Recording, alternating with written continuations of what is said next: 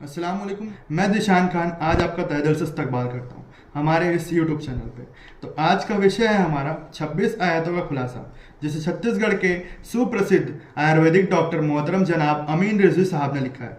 जैसा कि आप सबको मालूम है कि विगत दिनों में एक फसादी जिसका नाम वसीम रिजवी था, जो कि शिया वक्फ बोर्ड का पूर्व चेयरमैन था, अब उसका नाम दूसरा है। उसने कुरान शरीफ की 26 आयतों पर एतराज़ किया और कहा कि यह 26 आयतें आतंकवाद को बढ़ावा देती है, उनको एक कुरान शरीफ से निकाल देना चाहिए। इस संबंध में उसने माननीय सुप्रीम कोर्ट में याचिका भी दायर की थी, जिसे माननीय सुप्रीम कोर्ट ने तत्काल खारिज कर दिया।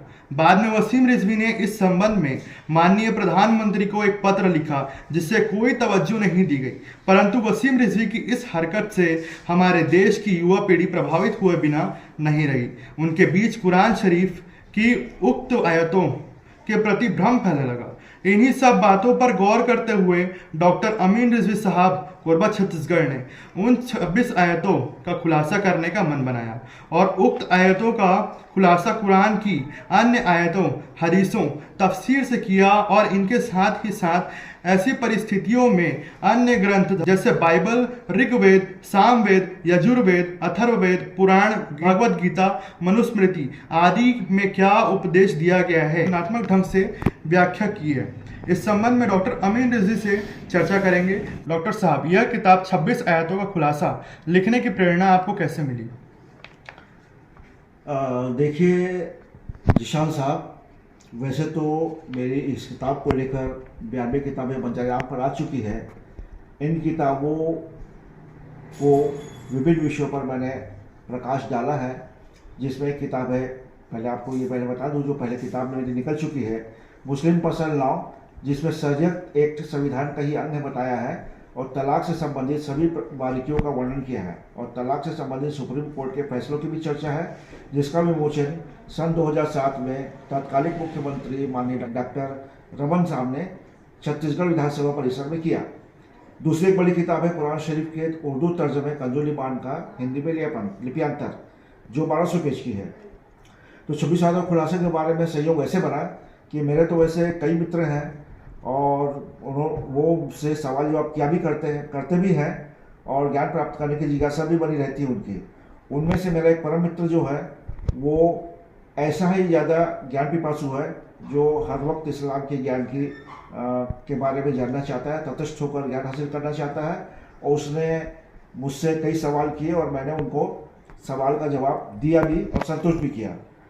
अब उसने वर्तमान समय में जिस तरह से कुछ फसादी लोग कुरान की आयतों को लेकर गलत ढंग से अनुवाद करके लोगों को गुमराह कर रहे हैं, इस विषय पर मेरे उस मित्र ने मुझसे सवाल किया और मैंने तुलनात्मक ढंग से उनको अल्प ज्ञान के मुताबिक जवाब भी दिया।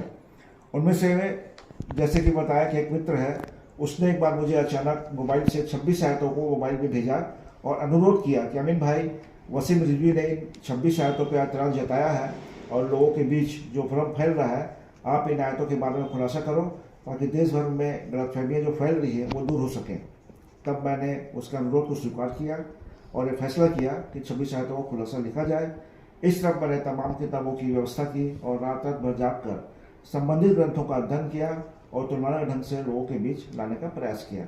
इस नियत से किया कि लोगों को कुरान के अलावा अन्य ग्रंथों के बारे में भी ज्ञान हो सके।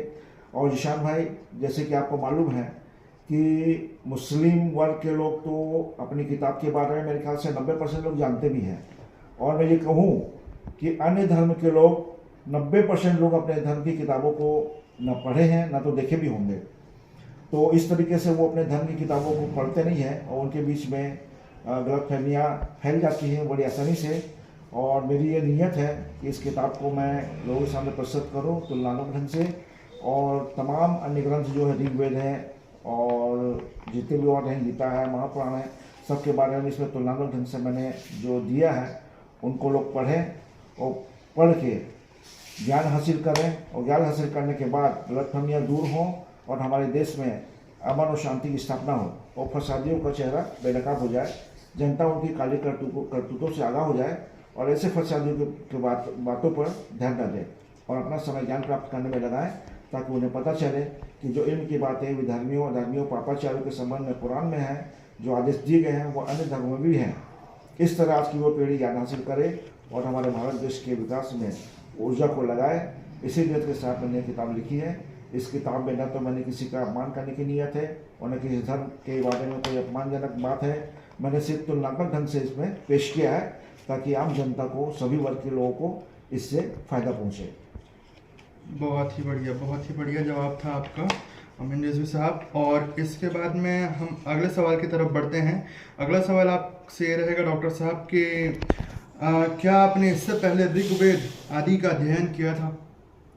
हाँ, इस बारे में मैं बचपन से ही पढ़ाई के प्रति काफ़ी रुचि थी और मेरी जो जिज्ञासा थी पढ़ने की, और मुझे ऐसा लगता था कि मैं स्कूल कॉलेज जो पढ़ तो रहा हूँ और उसमें जो कोर्स मिलता था पढ़ने के लिए, तो मुझे ऐसा लगता था कि क्या बस इतना ही ज्ञान है और मैं इस क्लास में हूँ तो क्या सिर्फ इतना ही पढ़ना चाहिए और नहीं पढ़ना चाहिए।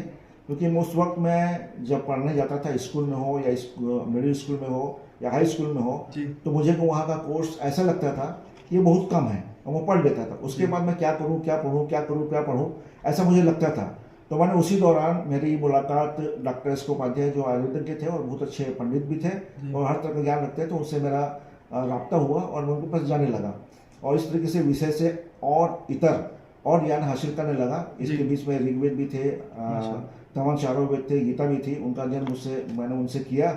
उसके बाद जब मैं आयुर्वेद में आया तो वो मेरे गुरु बने और उनके सानिध्य में रह के, उनके सरपरस्ती मैंने आयुर्वेद का कोर्स किया और उनके बीच रहकर फिर से ऋग्वेद वगैरह पढ़ने का मौका मिला। और उस वक्त तो पढ़ा था, किताबें भी कुछ थी, लेकिन बाद में जब ये विषय मेरे सामने आया और कुछ लोगों ने मुझसे रिक्वेस्ट किया कि आपको ये लिखना चाहिए, तो फिर से मैं पुनः उन किताबों का संकलन किया और जब पढ़ने लगा तो मुझे ये ऐसा नहीं लगा कि मैं नया पढ़ रहा हूँ, मुझे वो पहले की जो बातें याद आने लगी और मैंने बड़ी सरलता से उसको लिखा। हाँ, ये बात ज़रूर इसमें आई कि संबंधित जो हमारे जो भावार्थ हैं पुराण शरीफ में, उन भावार्थों के अनुरूप उसमें खोजना ये थोड़ा मुश्किल काम था, लेकिन उसको भी मैंने पूरा किया। और एक आखिरी सवाल रहेगा मेरा आपसे कि डॉक्टर साहब, आपको इतने बड़े बड़े ग्रंथों से संबंधित मंत्रों और श्लोकों का निकालने में कोई कठिनाई नहीं हुई? हाँ, ये आपका बहुत अच्छा सवाल है। जैसा अभी भी मैंने आपको बताया कि मैं अपने गुरु के साथ रह के इन ग्रंथों का कुछ अध्ययन किया और वैसे भी अध्ययन करता रहा, लेकिन ये बात आपकी बहुत अच्छी है जी कि ये इल्म का और ज्ञान का एक महासागर है, ग्रंथ जितने भी हैं, और इनमें गोता लगा के संबंधित भावार्थों को निकालना ये बहुत बड़ी बात है, बहुत बड़ी कठिनाई वाली बात है। लेकिन मैं उस जैसा एक अल्पज्ञानी इस बात को, इस चीज़ को, इस काम को कर सका, इसलिए मैं आपको बता दूं कि इसमें कोई मेरा हाथ तो नहीं है, मैंने किया जरूर, लेकिन लोग कहते हैं ना कि देखिए जहाँ चाह है वहाँ राह है, और कोई भी काम इतना सरल नहीं होता जिसे जितना लोग समझते हैं। परंतु जहाँ इंसान ये ठान ले कि मुझे ये काम करना है तो कोई काम कठिन नहीं होता। और एक बात और बता दूं कि मुझ पर मेरे पीरो मुर्शिद ताजदार अहले सुन्नत हुज़ूर मुफ्ती आज़म हिंद मुस्तफ़ा रज़ा खां बरेलवी रज़ियल्लाहु तआला अन्हु का फैज़ जारी है और मैं सारा श्रेय मेरे पीर को ही देता हूँ और ये उनके फैज़ के बिना मुकम्मल नहीं हो सकता था। और मुझे यही समझ लीजिए कि एक नाचीज़ को मेरे पीर का फैज़ मिलता रहा और मैं लिखता चला गया और इतनी बड़ी किताब मैं लिख सका। माशाल्लाह माशाल्लाह, बहुत अच्छी बात है कि आपने इतनी अच्छी किताब जो है आज के युवा पीढ़ियों के बीच में रखी है।